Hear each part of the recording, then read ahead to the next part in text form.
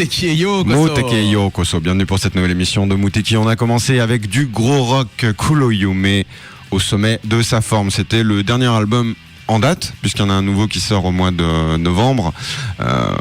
Kiyoharu, donc au chant toujours aussi marqué. Par contre, au niveau du son, au fil des années, ça a quand même assez évolué, puisque là maintenant on est dans une sorte de rock machine technoïde, un petit peu tendance indus, triel. Le titre c'était Someone et c'était tiré de l'album Dumb Inc. Real Inch. Très très bon album, vraiment. Alors voilà, avec des grands singles notamment. Et donc évidemment vous aurez le nouveau sur les platines de Muteki. Il sort au mois de novembre. Tsuki to Kage. Ah, la lune. Tu l'annonces comme ça, ce sera sur les platines du Muteki. Ah, moi, je suis Allez, c'est parti. Moi je suis un dingue moi. Mais ouais, t'es un. T'es un fou toi. Tsuki to Kage. Pareil, Kage, voilà. Voilà. Bon, sinon ça va. Bon, sinon ça va. Je crois que j'ai tout branché. Là maintenant, on peut commencer l'émission sous de meilleurs auspices. Voilà. À part mais ça, sans vieux. Sans vieux les auspices. Ouais, sans vieux. non, c'est des petites blagues. Si ça commence comme ça, je vais carrément te sortir les rires enregistrés et tout ça. Je te dis, il faut toujours les avoir sous le coude, de toute façon. Voilà. Alors, qu'est-ce qu'on a prévu aujourd'hui Qu'est-ce qu'on a, Micheline? Qu'est-ce que tu vas nous chanter aujourd'hui? Aujourd'hui, on aura pas mal de choses. On a commencé avec du rock. J'ai prévu du Vamps et puis du l'arc-en-ciel. C'est très bien. Et qu'est-ce qui va nous chanter ton papa? Vamps, donc, on le rappelle, groupe solo de Hyde de l'Arc-en-Ciel avec Kaz. Non, je t'arrête tout de suite. Justement, il est pas solo puisqu'il est avec. Non, mais Kaz. groupe solo. Enfin, mais non. Projet solo de Hyde, mais avec un groupe. Oui, je joue pas sur les mots là. C'est son side project, son projet parallèle avec Kaz, Oblivion Dust et ex Spread Beavers. Ah, il y a du CV, comme on dit. Il y a vraiment de quoi faire. Et donc notamment entre autres choses, on continuera évidemment petit à petit, comme ça, comme on fait un petit peu, comme on aime bien faire depuis quelques semaines, depuis quelques mois même, devrais-je dire, la continuité un petit peu des chansons des chéris des Super Sentai Heroine.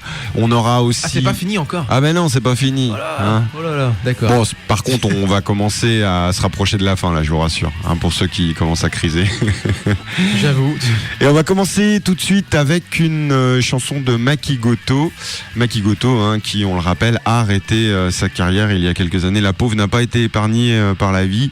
Une carrière fulgurante avec un début dans les Morning Musume il y a une bonne quinzaine d'années. Après une carrière solo un petit peu en dents de scie, mais elle avait quand même sa base de fans. Et c'est dommage puisqu'elle s'arrête au moment où vraiment une carrière intéressante se ferait elle niveau musical. Mais bon. C'est dommage. Elle non mais oui, c'est dommage. Non mais c'est une des rares Morning Musume qui a réussi après à faire quelque chose au niveau son qui se tienne. Mais globalement, la première génération a réussi à faire quelque chose et puis après, on était plus dans la chanteuse Kleenex. C'est quasiment la seule, puisqu'après il y avait Nakazawa Yuko, mais elle est partie plus dans du NK et de la pop un petit peu comme ça, qui a jamais vraiment décollé. Et la pauvre Maki Goto, elle n'a pas été épargnée par la vie, notamment sa mère qui s'est suicidée en se jetant de chez elle du 3e étage il y a quelques années. Enfin, beaucoup de problèmes, de soucis ont fait qu'elle a décidé de mettre un terme à sa carrière. En tous les cas, tout de suite, c'est Ashiato pour commencer cette nouvelle émission de Muteki. Tu commences bien avec des bonnes nouvelles et tout, toi, c'est bien. Eh oui, mais c'est un petit peu en rapport avec le temps là. Il fait gris aujourd'hui là. C'est vrai. Ah tiens, j'ai prévu un petit final. Si t'as rien de prévu, j'ai prévu une chanson d'automne justement qui est parfaite pour un temps gris comme celui-ci. Mais en attendant, donc redis-nous le nom de la chanson et le nom du chanteur, de la chanteuse, de la chanteuse du reste. La chanteuse. Mais t'es sûr que c'est ça là? Non, ça c'est ce qui passe en ce moment, c'est la suite de l'album de Kuroyume. Oui, d'accord, parce que là j'étais en train de me dire, on n'y est pas du tout là. Goto Maki, si tu veux, voilà, je la lance. Goto Maki Ashiato, c'est tiré du dernier EP qu'elle a sorti, Gloria, et donc Maki, je t'aime pour toujours, voilà. Et à jamais. Ah ça c'est une belle déclaration. J'aime bien Nami Amuro aussi, mais bon, elle continue elle.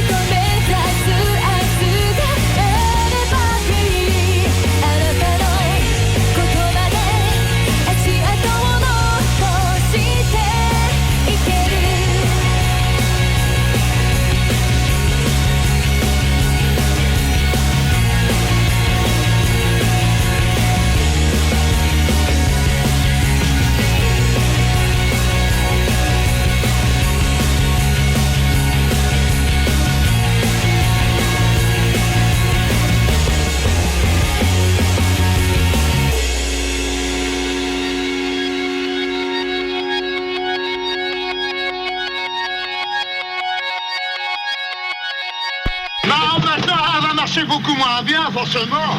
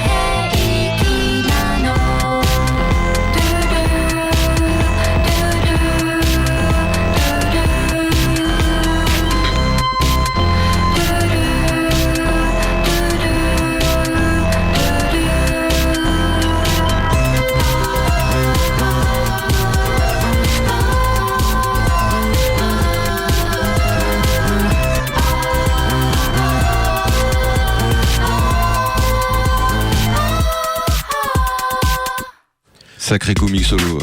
Ça fait un petit bout de temps qu'on n'avait pas entendu Kumi Solo. Le Kumi Solo, on le rappelle, pour ceux qui connaissent l'émission depuis pas mal d'années, on l'avait déjà passé puisque finalement c'était une artiste qu'on avait reçue avec la Japan. Je sais plus si c'était avec la. Oui, c'était avec la Japan Touch. C'était avec Asie Expo en tout cas. Voilà. Il y a une sacrée paire d'années. Ça devait bien être 4-5 ans.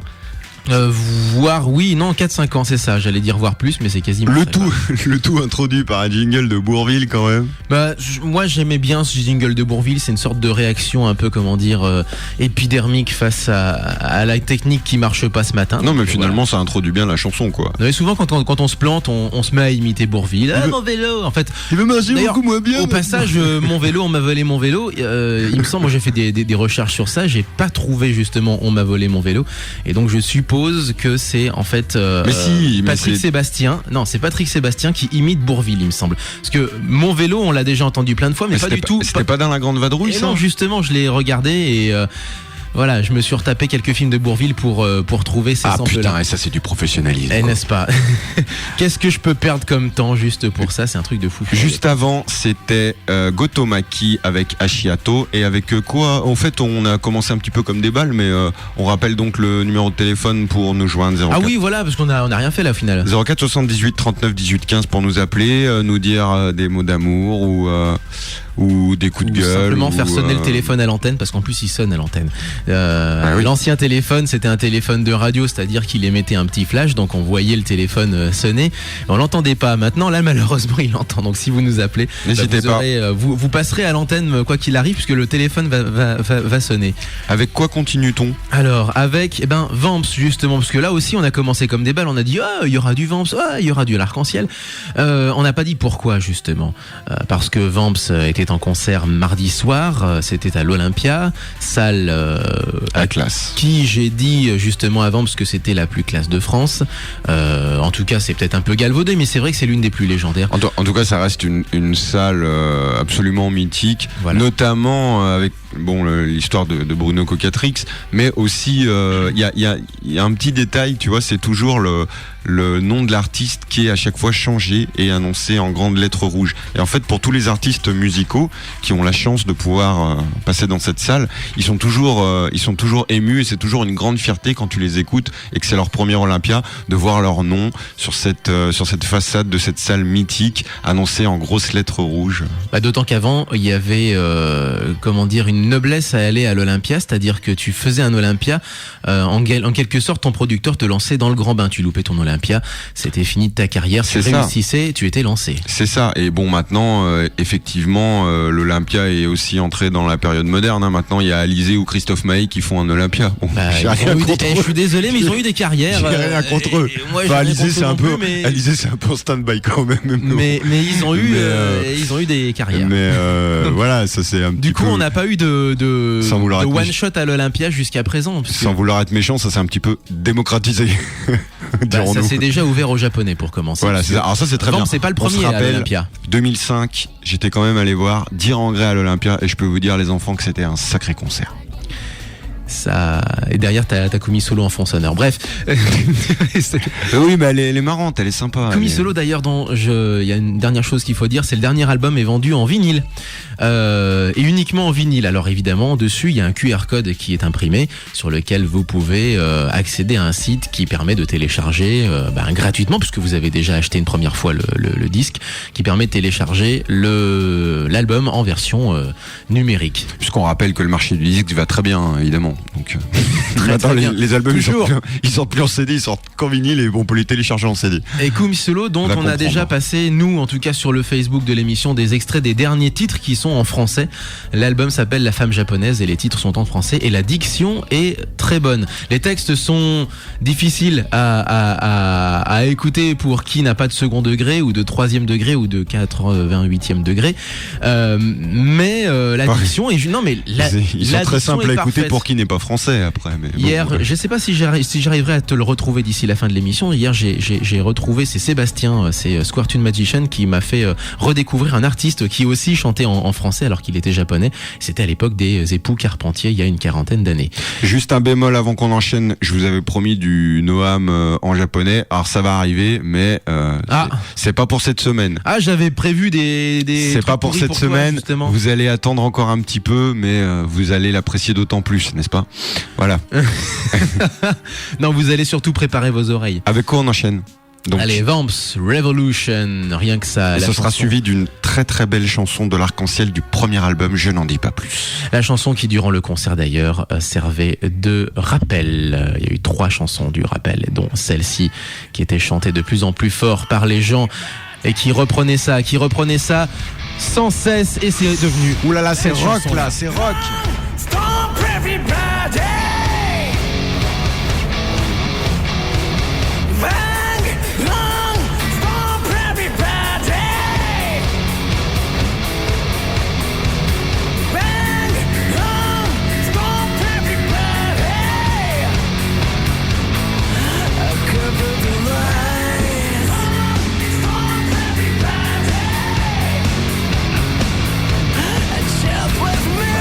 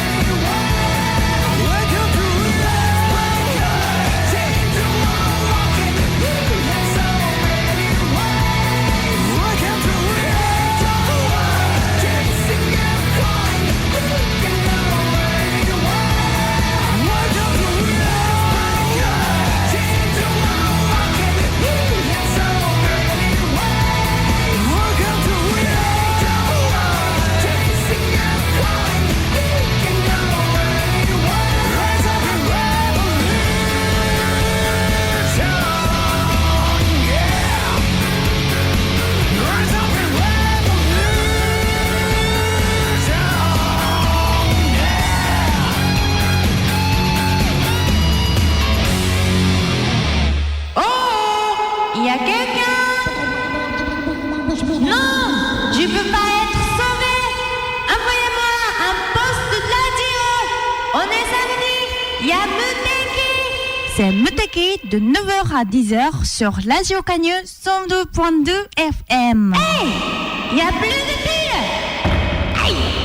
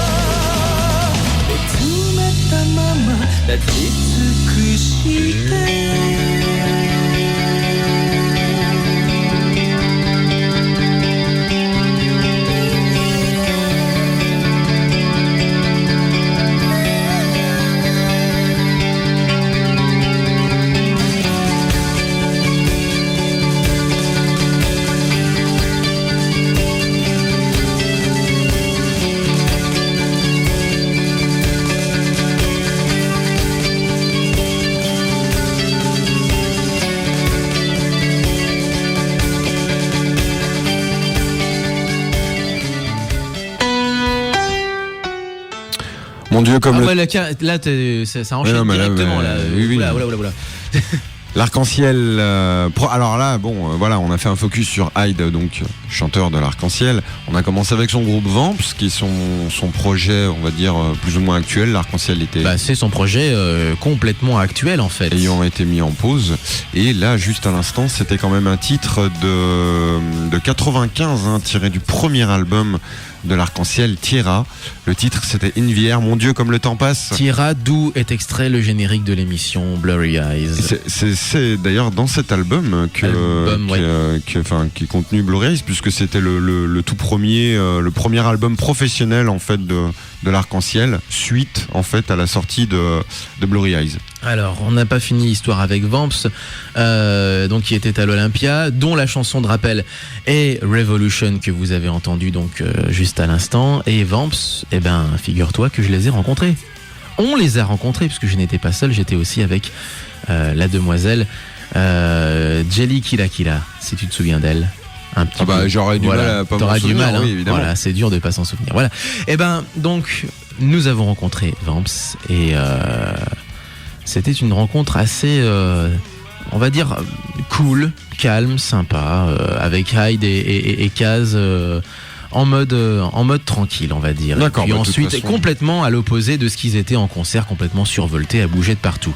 On aura une interview très bientôt. Autre artiste que nous avons rencontré justement en début de semaine, ça s'est passé en début de semaine tout ça. C'est pour ça aussi que le Facebook de Muteki a pas beaucoup bougé là depuis quelques jours. C'est Junko Iwao, qui est seiyuu, donc doubleuse, enfin comédienne de doublage, Grande doubleuse. chanteuse, donc comme beaucoup de seiyuu d'ailleurs du reste.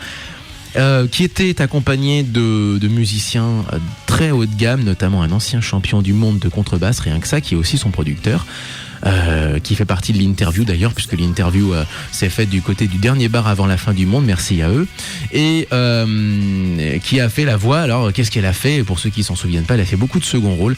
Elle a fait la voix notamment de Tomoyo dans Cardcaptor Sakura. C'est dur à dire Cardcaptor Sakura. Sakura tout simplement, qui a fait Tomoe dans Kenshin le Vagabond, Rurouni Kenshin pour ceux qui s'en souviennent, et elle a été également dans Evangelion, dans Perfect Blue, elle a fait du Macross je crois si je me souviens bien, c'est comme ça de mémoire je te le dis. Donc voilà, une comédienne de doublage doubleuse, une comédienne de doublage, hein, comme on doit dire. comme dit Eric Legrand, exact, Voilà, c'est il a ça. raison. Et qui est assez connu effectivement, et qui était déjà relativement connu déjà dans les années 90, hein, donc une belle carrière. Très belle carrière, et donc jolie interview aussi, avec d'ailleurs un petit jingle dont je te laisse la surprise, avec une voix assez spéciale, puisqu'on a demandé forcément, on avait une comédienne de doublage sous la main, on lui a dit on va pas forcément faire le jingle avec sa voix. Eh ben, bien sûr. Voilà. Donc à venir, hein, surveiller C'est pour les prochaines émissions de Muteki. On enchaîne avec les news. Je vais essayer en tout cas de mettre Vamps dès la semaine prochaine. Faut que je fasse 2 mix parce qu'il y a aussi un mix pour une autre radio. Voilà, donc pour les news, Paris Manga, c'est ce week-end et ça se passe toujours à la porte de Versailles. Le seul reproche que je fais à Paris Manga, c'est qu'on y étouffe évidemment, mais le programme est toujours aussi dense avec des invités, notamment des acteurs de la série Game of Thrones pour la partie science-fiction, avec des mangaka qui sont également là. Et au niveau musical, des copains, Shibuya Impact qui passe sur scène pour... mes copains, c'est aussi... Non, des copains, je dis des copains, Je crois que tu disais des potes, quoi, des copains. des amis, je sais pas moi, Oui, Tomodachi.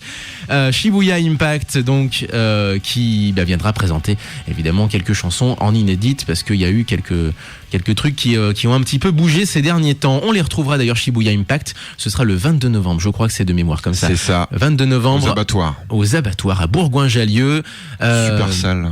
Voilà, qui est une salle plutôt haut de gamme, donc c'est plutôt bien de les voir pour une Rock and Girls party avec une invitée japonaise, une invitée anglaise ou américaine, je ne sais plus, et Shibuya Impact en première le partie. groupe en fait pour lequel ils ouvrent, ce sera Who the Beach. Et un groupe qui est confirmé pour la Japan Il y a 3 groupes, donc en tout cas, il y a une affiche anglo-saxonne plus Who the Beach. En tout cas, il y a Who the Beach, et Who the Beach est également confirmé pour la Japan Touch 2013, donc de cette année. On va en passer à l'antenne alors, c'est pas possible sinon. C'est ça. 30 Voilà. novembre, 1er décembre, je le rappelle, à Eurexpo. Autre invitée musicale, Hikari, ex-animatrice ou peut-être toujours animatrice, je ne sais plus, sur Tokyo Telebi, donc évidemment qui a été poussée vers la chanson comme beaucoup de personnages médiatiques au Japon Japon. Qu'est-ce qui se passe également les prochains jours, notamment Hitoshi Sakimoto, compositeur de musique de jeux vidéo. Magical Chase, tiens, par exemple sur PC Engine, Final Fantasy Tactics, Radiant Silver Guns, Final Fantasy XII ou Odin Sphere. On en passe de temps en temps du Hitoshi Sakimoto, justement, avec la BO de Odin Sphere. Ce sera le 13 au théâtre Adiar à Paris. Et puis évidemment, ça on aura le temps d'en reparler ces prochaines semaines. One Ok Rock, One Ok Rock, qui sera au Trianon et au Bataclan 2 semaines de suite, les 23 et 27 octobre. Ce sera en fin du mois. On aura le temps d'en reparler et de passer de la musique de cet excellent jeune groupe japonais. Donc voilà. Jeune, de moins en moins jeune d'ailleurs, puisque maintenant ils ont quelques albums à leur les actif. groupes, hein. C'est noté donc sur vos agendas. On vous le rappellera très rapidement parce qu'on a quand même déjà bien avancé l'émission. Ah ouais. Des sorties. Ah ouais, on est quasiment à moins quart. Des sorties à annoncer chez Pixel Love. La Bible Game Boy, la tant attendue Bible Game Boy est annoncée officiellement pour tout début novembre. Pour l'occasion, Pixel Love, comme d'habitude, marque le coup et sort 4 éditions limitées aux couleurs en fait de différents jeux qui ont plus ou moins marqué la console. Donc il y aura Mario, Zelda, Pokémon et Tetris. Donc le tout avec des couvertures lenticulaires, un joli petit emballage. Après, comme d'habitude, à l'intérieur, sans trop s'avancer, on peut imaginer que ce sera du tout bon avec plus de 1500 jeux testés, l'histoire de la Game Boy, son impact phénoménal dès son arrivée en fait au début des années 90. On rappelle que c'était une invention de Gunpei Yokoi, dont Yamauchi-san, le grand chef, le grand président de l'Empire Nintendo, Regretté désormais. voilà, malheureusement, ne voulait absolument pas entendre parler au début, donc c'est quand même cocasse, c'est des choses à savoir, et plus plein d'autres infos, des collecteurs, etc. Ça va être vraiment génial comme d'hab. Ça sort début novembre, et il y a aussi, de façon un petit peu plus anecdotique, mais ça peut être sympathique également, un ouvrage qui vient de sortir dans l'anonymat, là, donc ils viennent de l'annoncer, sur la grande histoire des Pokémon. Donc pareil, c'est intéressant. Arrivée de Pokémon. À part le générique, évidemment, mais c'est intéressant. Ça a été un succès absolument stratosphérique au milieu des années 90. Et finalement, c'est une licence qui dure encore presque 20 ans après. Donc, si vous voulez tout savoir sur les Pokémon, je vous redonnerai le titre précis. Mais en tout cas, c'est sorti chez Pixel Love. Vous pouvez pas le louper si vous le tombez dessus dans un magasin. La couverture, je vous le donne en 1000, elle est jaune. 18 ans de carrière pour cette licence. Pour ceux qui ont vu toi, tu dis American Pokémon, Pie. tu dis à la française, les Japonais disent Pokémon. Parce que c'est Pokémon Star. Bizarrement, oui, voilà. non, mais tout à fait. Pokémon. Pour ça, oui, en fait, moi, je me fais continuellement continuellement reprendre par des Français en me disant, mais non, tu dis pas Pokémon. Ça, c'est pour ceux qui se moquent des Pokémon. Non. Au Japon, on dit, j'y peux rien, on dit Pokémon. Sinon, faudrait faire Pokémon, mais ça, c'est encore. Voilà, ça, on part dans la sémantique japonaise. Donc voilà, c'est sorti. Voilà. Et, à voir, mais ça a l'air assez intéressant. Bon, allez, on part sur un enchaînement rock. Un enchaînement rock, je suis pas tout à fait d'accord. Ah bon? Versailles, c'est quoi? C'est de la musette? Ah ouais, non mais d'accord, mais tu me sors aussi. C'est quoi ça? C'était donc, comment s'appelle-t-il? Kenji Sawada. Merci beaucoup à Square Toon Magician de m'avoir remis en tête cet artiste-là. Ça c'est directement issu de la vidéo qui a été enregistrée sur les émissions des époux Gilbert et Mariti Charpentier. Dépêche-toi, putain, tu parles trop, Damien. Ah, c'était pour mettre un truc marrant. Non, c'était marrant, oui, tout à fait. Ah, ça va. Et pas d'humour ce garçon aujourd'hui, ce matin. Il est mauvais poil, le Romain. Il s'est mal rasé ce matin et tout. Je me suis pas mal rasé, je me suis pas rasé. Il a les lunettes de traviole là et les cheveux ébouriffés, plus que moi, t'imagines. Alors d'habitude, c'est moi qui ai les cheveux ébouriffés. Ils ont très bien mes cheveux. Allez, on va vers des mecs qui ont au contraire une chevelure absolument impeccable. Alors généralement avec des espèces de palmiers sur la tête. Évidemment, c'était la grande époque du visu baroque avec un son très métal, mais métal, on va dire baroque, progressif, avec beaucoup de choses dedans. Ça s'appelle Versailles. Oui, tout le monde connaît Versailles. Camillo au chant, et ce sera suivi d'un vieux titre de la reine. Et ce morceau s'appelle Sérénade.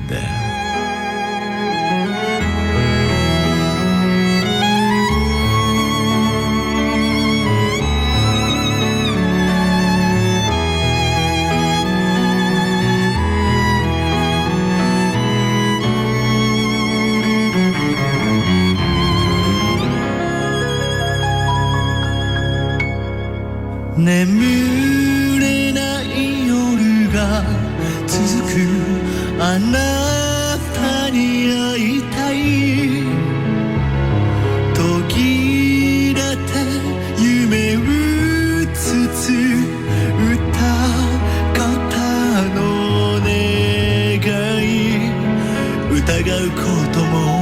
く手を取り二人歩いてきたこの道ね約束したよねどんなに大きな壁も二人で越えてゆこうどうしてもういないの今すぐあなたに会いたい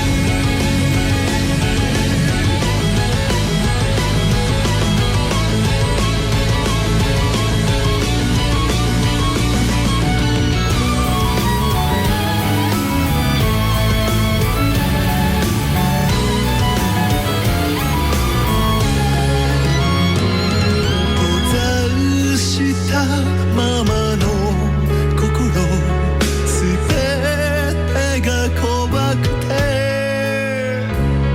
どこまで行けばいいもう歩けないよ夢で会えるから夢を見てまた消えゆく残像そう流れ星のように眩しい光はあなた夜空をまとう涙心の鍵になって閉ざした扉を開いて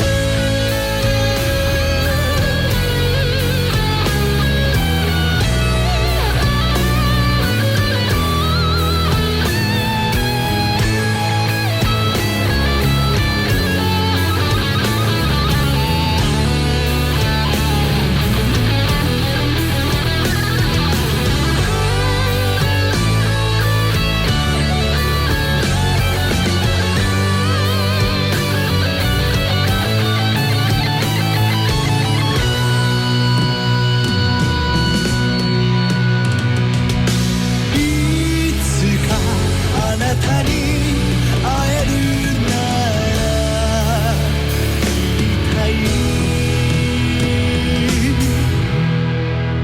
どんなに大きな壁も二人で越えてきたねありがとうもう眠ってて一人で歩けるからあなたと見ていた夢を心の鍵に変えて必ずこの夜空にいつか